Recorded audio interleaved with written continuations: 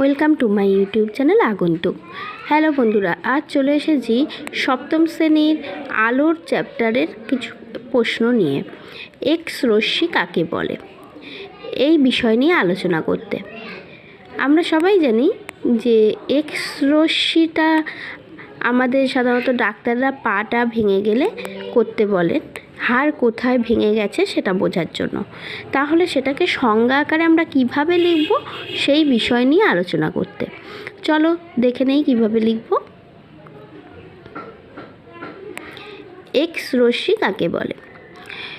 X রশ্মি সাধারণত আলোক রশ্মির তুলনায় 1000 গুণ ছোট তরঙ্গ দৈর্ঘ্য বিশিষ্ট। উচ্চ ভেদন ক্ষমতা সম্পন্ন অদৃশ্য বিকিরণকে বলা হয় এক্স রশ্মি। এবার দ্বিতীয় কোশ্চেনে বলা হয়েছে এক্স রশ্মির উপকারিতা লেখো।